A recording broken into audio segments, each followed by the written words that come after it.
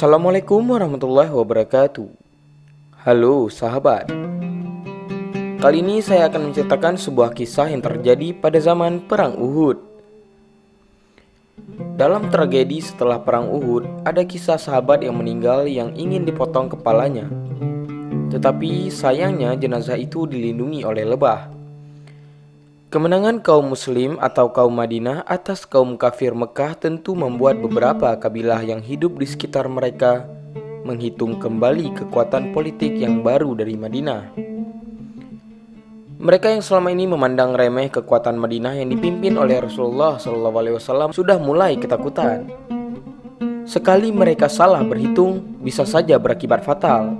Karena Mekah yang perkasa, ahli perang saja sudah dikalahkan. Sementara bagi penduduk Mekah sendiri, keadaan itu membuat kaum Quraisy semakin geram dan timbul keinginan besar untuk membalasnya. Selain itu, mereka berambisi untuk mengembalikan martabatnya di antara semua kabilah Arab dan untuk membebaskan diri dari kekuatan umat Islam dengan cara memerangi serta melenyapkan eksistensi mereka.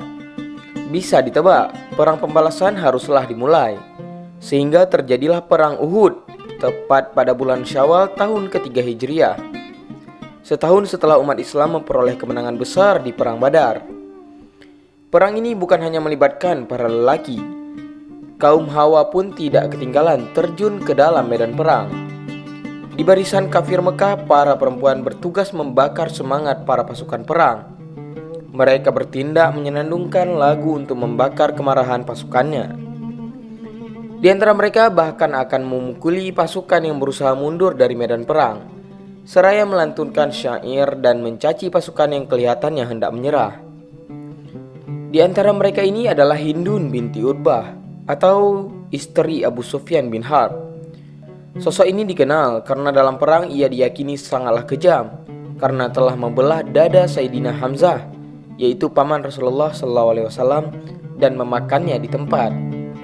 Ada pula Raithah bin Munabbih, yaitu istri Amir bin As, Sulafah binti Asad, istri Talhah bin Abu Talhah, beserta 3 anak laki-lakinya, yaitu Musafi, Julas, dan Kilab, serta masih banyak wanita-wanita lainnya. Dikutip daripada buku Al-Rahiq Al-Makhtub yang ditulis oleh Syekh Syafiur Rahman Al-Mubarakfuri, para wanita tersebut membangkitkan semua dendam kekalahan pada saat Perang Badar. Salah satu motivasi yang disuarakan saat itu adalah, "Wahai Bani Abduddar, wahai pasukan belakang, pukullah lawan dengan semua senjata tajam." Bukan hanya itu, mereka juga menyanyikan lagu yang mampu menyihir para pasukan dan mendobrak semangat mengalahkan kaum muslim.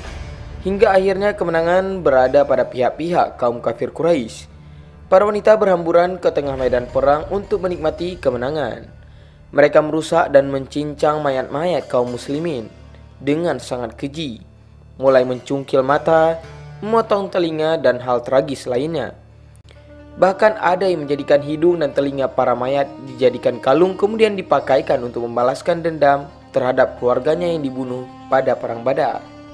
Namun lain halnya dengan Sulafah binti Sa'ad yang merasa cemas mengkhawatirkan nasib suami dan ketiga anak laki-lakinya. Setelah menunggu cukup lama dan tidak menemukan kemunculan para orang kesayangannya tersebut, akhirnya ia menerobos masuk ke arah pertempuran dengan memilah salah satu persatu para mayat yang bergelimpangan hingga menemukan suaminya. Suaminya sudah terbujur kaku dengan simbahan darah di tubuhnya. Sulafah terkejut membuatnya seperti singa betina yang meraung marah. Kemudian ia meneroboskan pandangan ke seluruh arah untuk mencari anak-anaknya hingga didapatinya Musafi dan Kilab yang telah meregang nyawa, sehingga masih tersisa Julas yang masih dalam keadaan setengah sekarat. Sulafah memeluk anaknya tersebut seraya berkata, "Siapa lawan yang menjatuhkanmu?" Dengan mengatur nafasnya, Julas kemudian menjawab, "Ashim bin Sabit." Dia pula yang telah merobohkan Musafi, dan belum menyelesaikan pembicaraannya dia sudah menghembuskan nafas terakhir. Hal itu membuat Sulafah seperti orang yang tidak waras.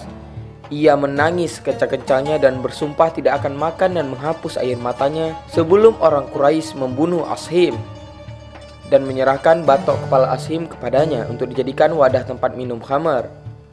Dia juga berjanji akan memberikan hadiah kepada orang yang akan menyerahkan Asim bin Sabit dalam keadaan hidup ataupun sudah menjadi jenazah.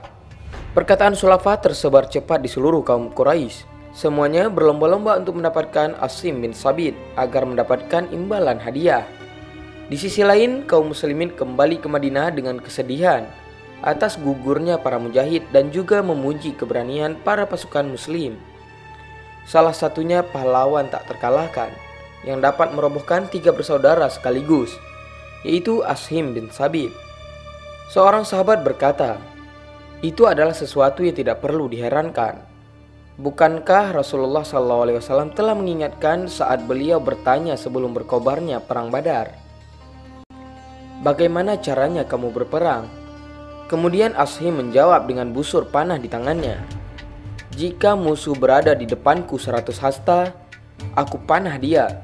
Jika musuh mendekat dalam jarak tikaman lembing, aku bertanding sampai lembing punyaku patah. Kemudian kuhunus pedang dan kumainkan pedangku.'" Kemudian Rasulullah SAW bersabda, "Nah, begitulah cara engkau berperang. Barang siapa yang akan berperang, berperanglah seperti Asim." Hingga tiba pada suatu hari, tak lama setelah perperangan, Rasulullah SAW memerintahkan 6 sahabatnya untuk melaksanakan suatu hal yang sangatlah penting. Dan beliau mengangkat Asim bin Sabit sebagai pemimpinnya. Akhirnya mereka berangkat atas tugas yang telah diembannya. Dalam perjalanan mereka bertemu dengan sekelompok kaum Huzail yang telah mengepungnya. Dengan sigap ke-6 sahabat tersebut menyambar pedang yang telah disiapkan. Orang Huzail pun berkata, "Demi Allah, kami tidak akan jahat terhadap kalian jika kalian menyerah. Boleh kalian mempercayai sumpah kami atas nama Allah Subhanahu wa Ta'ala." Tetapi Asim dan para sahabat lainnya tidak bisa memegang janji orang-orang tersebut, dan teringat sumpah Sulafah yang menginginkan jenazahnya. Kemudian Asim menghunus pedangnya seraya berdoa, "Ya Allah, aku memelihara agamamu dan bertempur untuknya. Maka lindungilah daging dan tulangku. Jangan sampai musuh menjamahnya." Perperangan pun terjadi hingga kaum muslim roboh satu persatu termasuk Asim, sehingga tersisa 3 sahabat yang menyerah untuk menjadi tawanan. Pada awalnya kaum Huzail belum mengetahui di antara korban tersebut merupakan Asim bin Sabit.